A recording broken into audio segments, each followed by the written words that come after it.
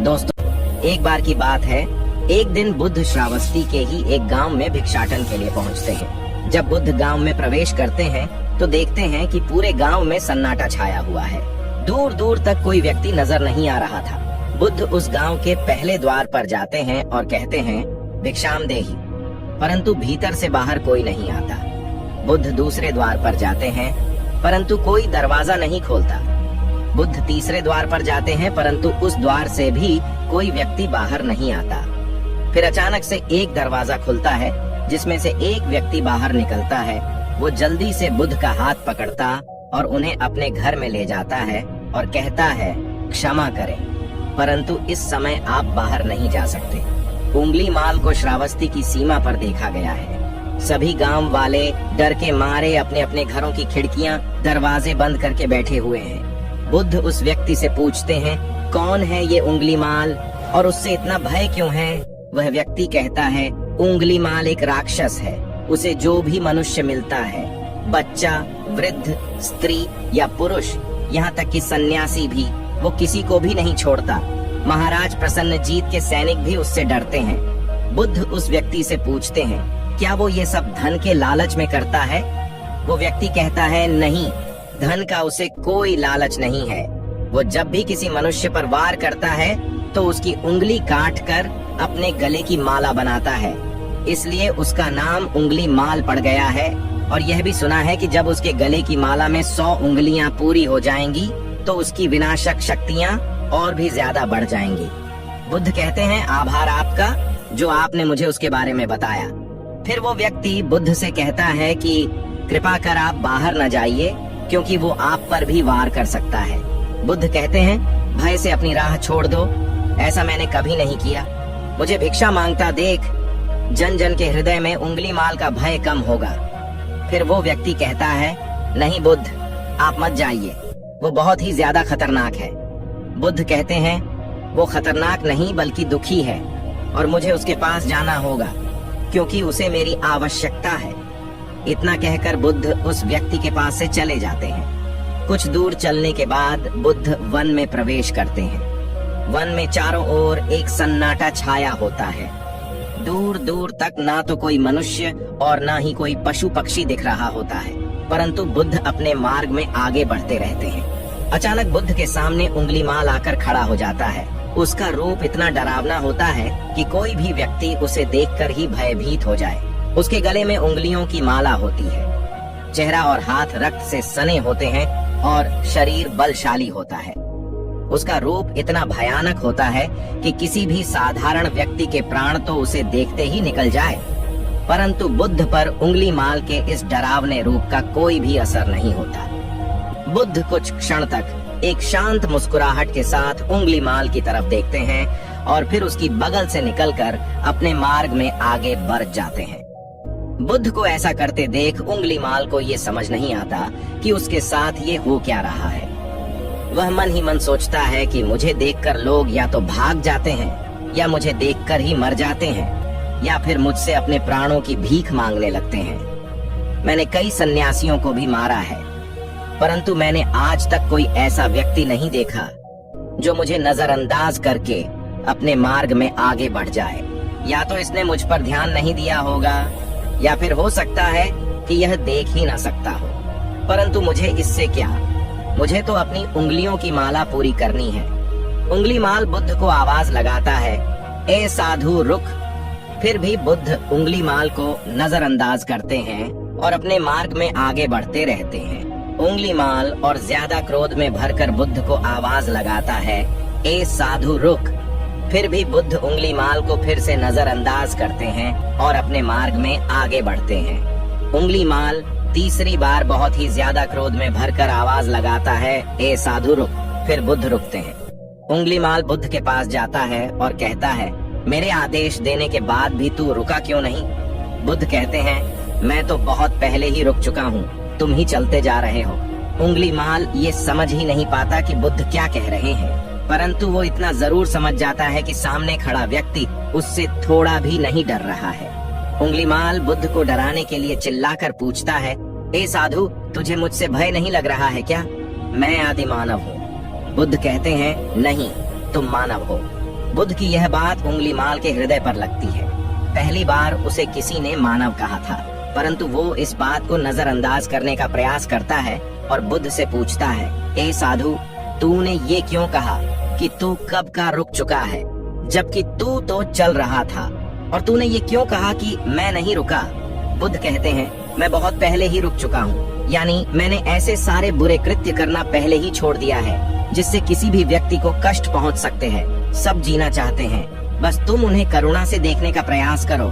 बुद्ध के ये शब्द दोबारा से उंगलीमाल के हृदय पर चोट करते हैं, परंतु वह दोबारा से बुद्ध की बातों को नजरअंदाज करने का प्रयास करता है, और इस बार वह और क्रोध में भरकर बुद्ध की गर्दन पर अपनी कटारी रख देता है, जिससे वो लोगों की हत्या किया करता था।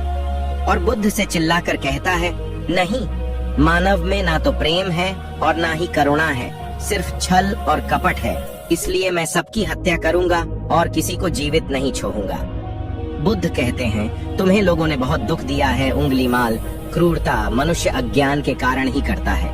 ईर्ष्या, द्वेष, मोह, माया, ये सभी अज्ञान की ही संतानें हैं, परंतु वो व्यक्ति ही है जिसमें दया, करुणा, सद्भाव और समझ का उदय भी होता है। उंगलीमाल यदि इस जीवन में क्रूर और निष्ठुर लोग हैं, तो दयावान भी हैं। बस तुम्हें अपनी आंखों से इस अंधेपन की इस पट्टी को हटाना होगा जो तुम्हें केवल बुराई ही दिखा रही है। तीसरी बार बुद्ध के शब्दों को सुन उंगलीमाल का खुद पर से संयम हट जाता है।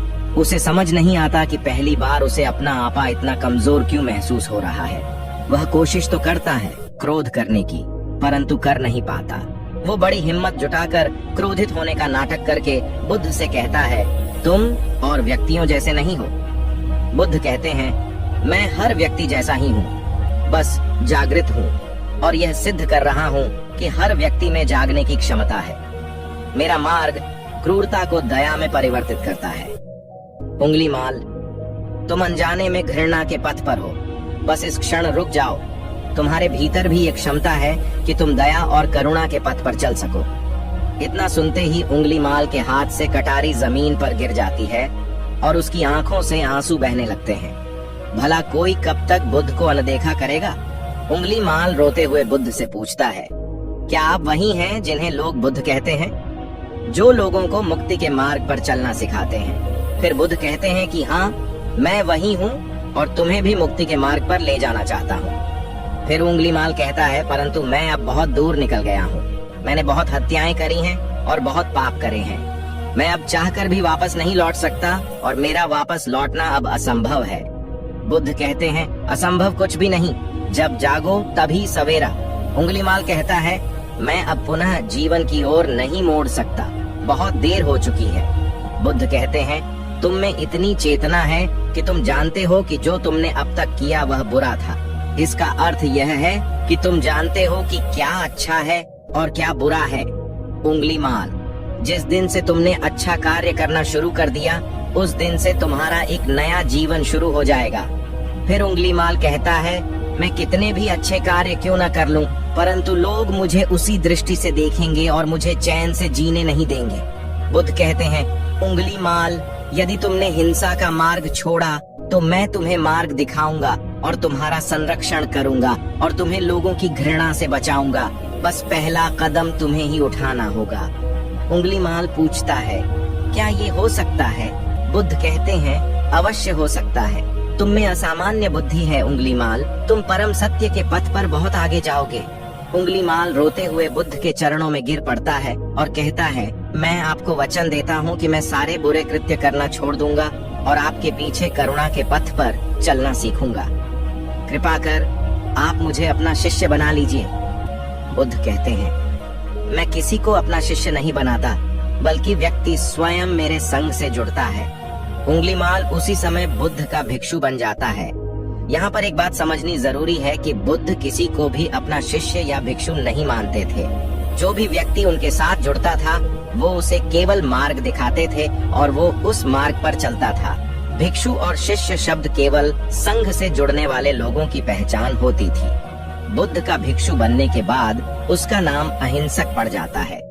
फिर बुद्ध ने जैसा उसका नाम रखा था और वो ठीक वैसा ही वह बन चुका था। अहिंसक प्रथम बार अन्य भिक्षुओं के साथ एक गांव में भिक्षाटन के लिए जाता है तो गांव के कुछ लोग उससे बदला लेने के लिए उसे लाठी डंडों से पीटने लगते हैं। जब ये बात बुद्ध को पता चलती है तो वे तुरंत उसे बचाने के लिए उसके पास पहुंचते हैं और अपने शरीर को उन लाठी डंडों के बीच में ले आते हैं जो अहिंसक को पड़ रहे थे। बुद्ध को देखकर वे गांव वाले डंडे और पत्थर मारना बंद कर देते हैं। सभी लोग बुद्ध से कहते हैं, बुद्ध क्यों आप इस हत्यारे उंगलीमाल की रक्षा कर रहे हैं? न जाने कितने लोगों की जानें ली हुई हैं इसने। बुद्ध कहते हैं, अब यह उंगलीमाल नहीं है बल्कि इसका नाम अब अहिंसक है। अब यह आपकी ही तरह एक मानव है। वे गांव वाले कहते हैं, ऐसा आदमी कभी नहीं बदल सकता।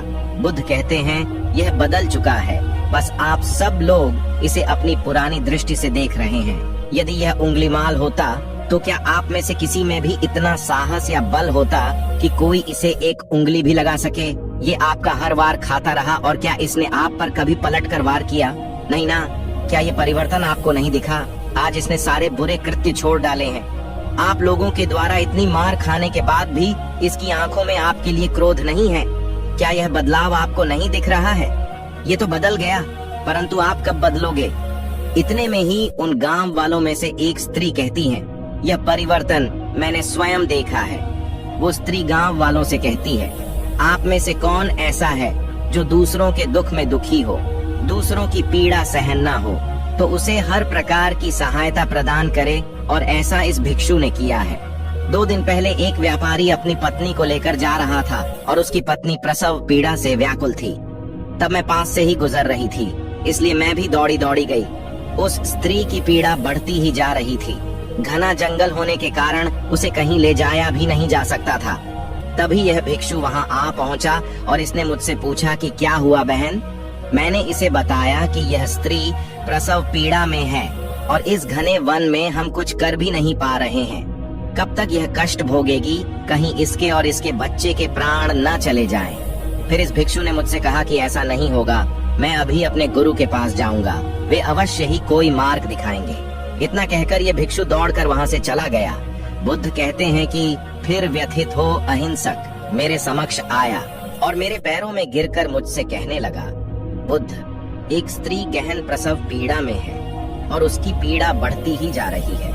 कहीं माँ और बच्चे को कुछ हो न जाए। ये सब सुनकर बुद्ध ने कहा कि दौड़ कर जाओ और उससे कहो, बहन, जिस दिन से मेरा जन्म हुआ है मैंने जानबूझकर किसी भी प्राणी को कष्ट नहीं पहुंचाया है। मेरे सत्कर्म तुम्हारा सुरक्षा कवच बने और आपकी और आपके शिशु की रक्षा करे। अहिंसक ने मुझसे कहा, परंतु यह तो असत्य होगा बुद्ध। सत्य तो यह है कि मैंने आज तक बहुत से प्राणियों को कष्ट पहुंचाया है। यदि मैंने ऐसा कहा तो वे माता और शिशु उसी क्षण प्राण त्याग देंगे। फिर बुद्ध ने कहा, तो तुरंत जाओ और उस स्त्री से कहो, बहन, जिस दिन से मेरा एक नया जन्म हुआ है मैंने सभी बुरे कृत्यों को त्यागा है और उस दिन से मैंने किसी भी प्राणी को कष्ट नहीं पहुंचाया है, और मेरे सत्कर्म आपका सुरक्षा कवच बने और आपकी और आपके शिशु की रक्षा करे। फिर अहिंसक ने बुद्ध से पूछा कि क्या मेरे सत्कर्म उन्हें बचा लेंगे? बुद्ध ने कहा कि अवश्य, यह तुम्हारी अपनी कमाई है, या तो तुम इसे अपने लिए बचा कर रखो या फिर किसी पराये पर खर्च कर दो। अपने कमाए सत्कर्म को किसी पराये पर न्योछावर करने से पहले अहिंसक ने एक क्षण नहीं सोचा और वो उसी समय उस स्त्री और उसके शिशु की जान बचाने के लिए वहां चला आया। वह स्त्री कहती है कि हाँ, ये भिक्षु दौड़कर वहां आया और अभी भी वो स्त्री गहन पीड़ा से जूझ रही थी। इसने अपने दोनों हाथ जोड़े और आंखें बंद करके कहने लगा, बहन, जिस क्षण से मैं भिक्षु बना हूँ उस क्षण के बाद मैंने कोई भी ऐसा कृत्य नहीं किया जिससे कि किसी भी प्राणी को कष्ट पहुँचे। मेरे सत्कर्म आपके लिए सुरक्षा कवच बने, आपकी और आपके शिशु की रक्षा करें। और इतना कहते ही उस स्त्री ने अपने बच्चे को जन्म दे दिया। फिर बुद्ध कहते हैं कि दूसरों के दुख से दुखी होने वाला यह व्यक्ति अहिंसक कैसे किसी को दुख दे सकता है? यदि ये भिक्षु मन का सच्चा ना होता तो वह स्त्री कब के अपने प्राण त्याग चुकी होती। फिर अहिंसक ने बुद्ध से कहा है कि इन्हें मत रोकिए बुद्ध, इन्हें मारने दीजिए और तब तक मारने दीजिए जब तक कि इनके मन का क्रोध शांत ना हो जाए। फिर बुद्ध अहिंसक से कहते हैं, कर्म और गुणों के भंडार हो तुम। आज तुमने अपने नाम अहिंसक को सिद्ध कर दिया है। बुद्ध और उस स्त्री की बात सुन वे सभी गांव वाले कहते हैं, आप सही कह रहे हैं बुद्ध, अहिंसक बदल चुका है और हमसे ही देखने में भूल हो गई थी। दोस्तों, इस कहानी से हमें यह सीखने को मिलता है कि लोग सोचते हैं कि उन्होंने बहुत सारे गलत काम किए हुए हैं, अब इन गलत कामों को सुधारने के लिए कोई भी विकल्प नहीं है।